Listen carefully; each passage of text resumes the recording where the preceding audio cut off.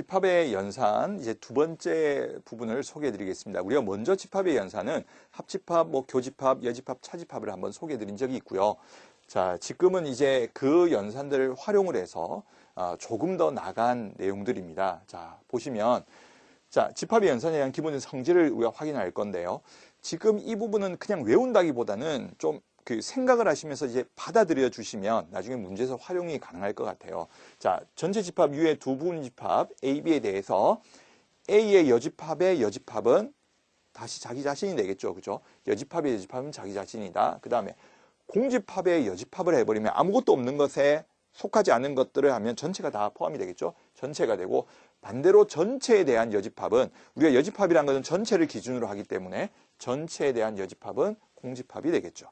자, 그 다음 두 번째는 자, 우리가 먼저 이제 학생들이 기억하셔야 될 건 뭐냐면 교집합은 공통된 것을 따라간다. 근데 만약에 둘의 포함 관계가 있다면 작은 쪽의 집합을 따라가게 되겠고요. 자, 그 다음에 우리가 합집합은 자, 둘 중에 한쪽만 있으면 들어가죠. 그런데 만약에 포함 관계가 있다면 큰 쪽의 집합을 따라가겠습니다. 이제 그런 기본적인 룰을 가지고 규칙을 가지고 해보면 자, A와 U의 교집합, 전체 집합의 교집합은 작은 걸 따라가죠. 포함이 돼 있으니까. 그래서 A가 되겠고요.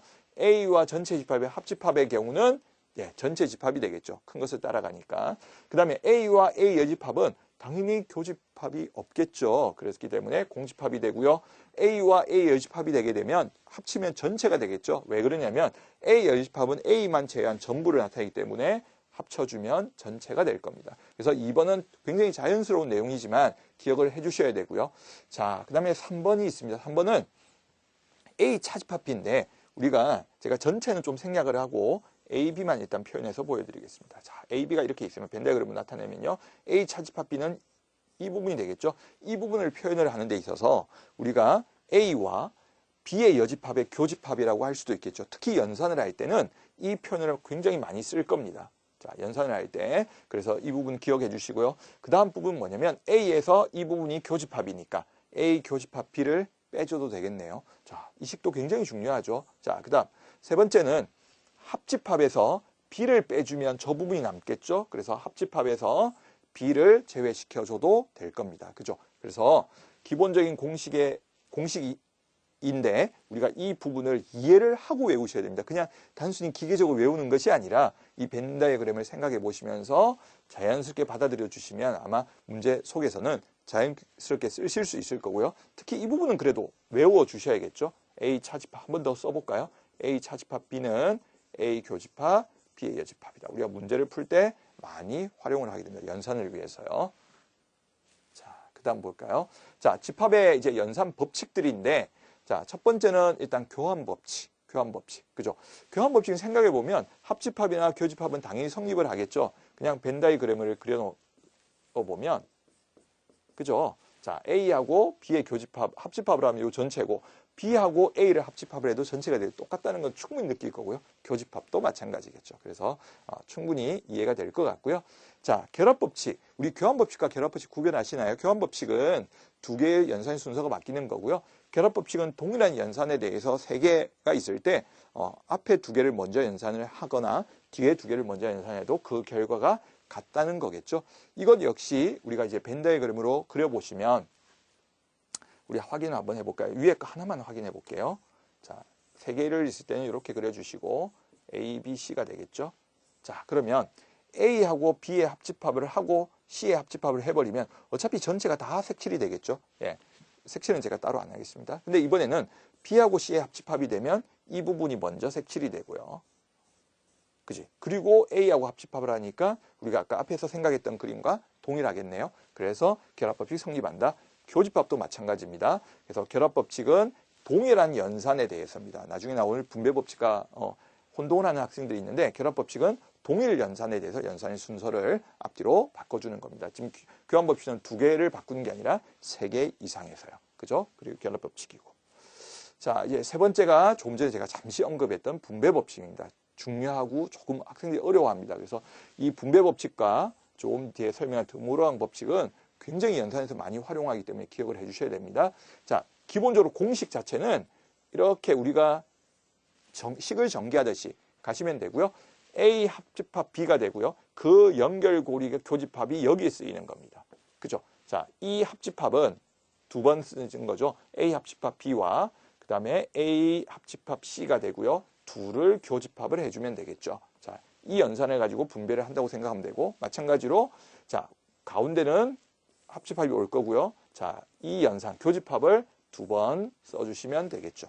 자, 그러면 우리 또 벤 다이어그램을 통해서 한번 확인해 볼까요? 자, 이 왼쪽은 자, B하고 C의 합집합이 이쪽이 있고요. 그 다음에 A와 겹치는 부분 생각해 보시면 이 부분이 되겠죠. 자, 저렇게 되겠습니다. 그죠? 자, 그러면 이번에는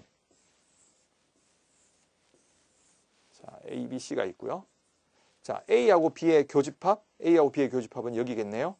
자, 그 다음에 A와 C의 교집합은 이쪽 부분이죠. 자, 그래서 합집합이기 때문에 그냥 표시해 주면 되겠네요. 같은 거 보이시죠? 그래서 벤 다이어그램으로 간단히 확인이 가능했습니다. 자, 이제 드모로간 법칙인데요. 드모로간 법칙은 합집합, 그 다음에 이제 여집합에 대해서 연산인데, 합집합이나 교집합이죠. 전부 다 반대로 간다고 생각하면 됩니다. A도 여집합이 되고, 합집합은 교집합이 되고, B도 여집합이 되는 거죠. 자, 교집합의 여집합의 경우도 A의 여집합에, 자, 그 다음에 교집합이 합집합으로 바뀌고요. 자, B의 여집합이니까, B가 여집합이 되는 거죠. 자, 예를 들어, 만약에 A 여집합에, 그죠? 합집합에 B. 자, 이렇게 여집합이 있다고 생각하면, 여집합의 여집합은 자기 자신이었으니까 A가 되고요. 합집합은 교집합이 되겠죠. B의 여집합이니까 B의 여집합. 이렇게 되겠네요. 자, 그죠? 드모로간 법칙을 쓰실 수 알겠죠? 그래서 이렇게 활용을 해야 되니까 분배 법칙과 드모로간 법칙은 어려운 문제에서는 굉장히 자주 쓰는 공식입니다. 그래서 꼭 기억해 주시면 좋을 것 같습니다. 자, 우리 문제를 통해서 한번 확인을 해볼까요? 자, 전체 집합에 두 부분 집합 A, B가 있는데 A는 2, 4라고 줬고요. 오, 복잡한 식이 있네요. 이게 3, 6일 때 이 집합이 원소가 3, 6을 가지고 있을 때 A 여집합, 교집합, B의 여집합.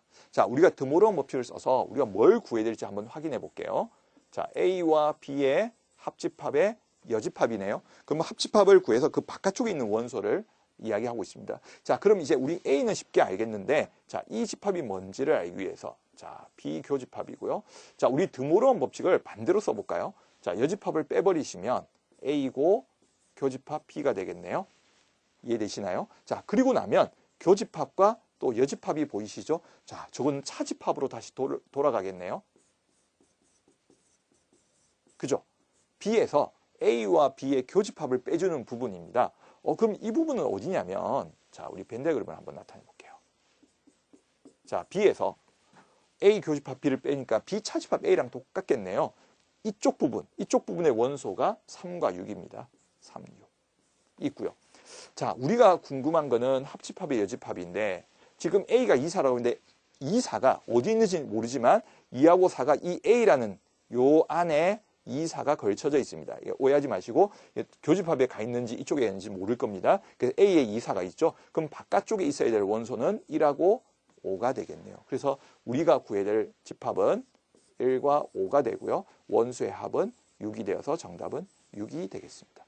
그죠? 이해하시겠죠? 그래서 지금 우리가 문제에서 주어진 조건을 잘 해석해 내시고 문제를 뭘 구해야 될지, 그죠? 뭘 구해야 될지 정확히 판단하시면 문제를 해결할 수 있을 것 같습니다. 자, 한 문제 더 볼게요.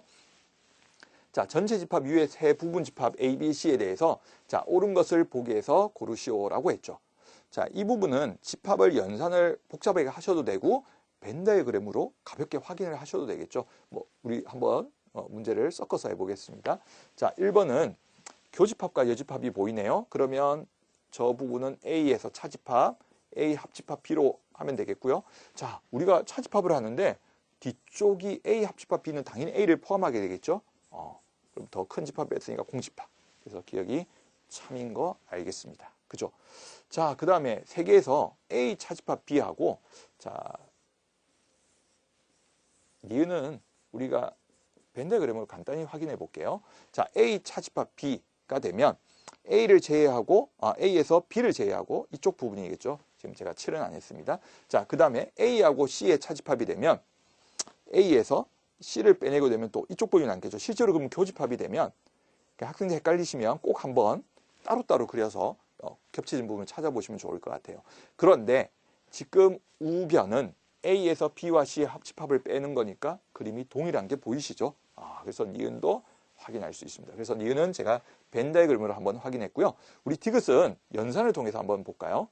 자, 디귿은 자, 이 부분은 A 차집합 B니까 A 교집합에 B의 여집합에 다시 여집합. 그죠? 자, 그 다음에 여기는 교집합 B의 여집합이라고 적어볼까요? 그죠?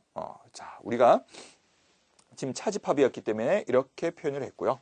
그죠? 그 다음에 여기 여집합이 있죠. 그 다음에 교집합 B의 여집합이 되겠네요. 자, 그러면 그 다음에 우리가 드모로한 법칙 써서 자, A 여집합이 생길 거고요. 그 다음에 여기는 이런 모양이 생길까요? 교집합이 합집합이 되고 B가 되겠네요.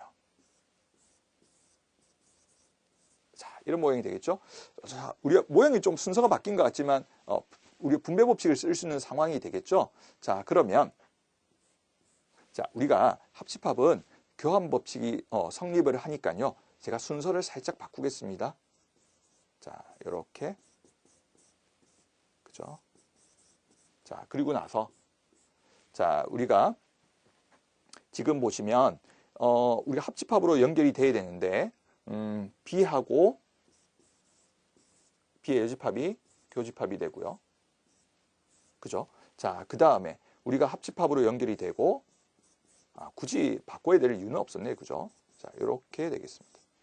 그죠? 이런 부분이 있죠. 자, 그런데 보시면 이 부분이 공집합이겠네요. 공집합이 되고 합집합이니까 이 뒤에 부분만 적어주시면 되겠죠. 자, 그러시면 드모로 법칙을 거꾸로 써서 A하고 합집합 B의 자, 여집합이 되는 것을 알 수 있을 겁니다. 아마 벤 다이그램으로 또 풀 수도 있을 거예요. 그죠? 학생들은 벤 다이그램으로도 한번 꼭 확인해 보면 좋을 것 같습니다. 그래서 디귿도 참인 것을 우리가 확인을 한번 해보았습니다. 그죠? 그래서 전체 집합에 주어졌을 때 참 거짓을 판단하는 문제가 가끔 나오니까요. 문제를 벤 다이그램으로도 확인해 보시고 지금 마지막처럼 좀 복잡해는 보이지만 식의 연산을 통해서도 확인해 보면 좋을 것 같습니다. 예, 집합의 연산은 여기까지 하도록 하겠습니다.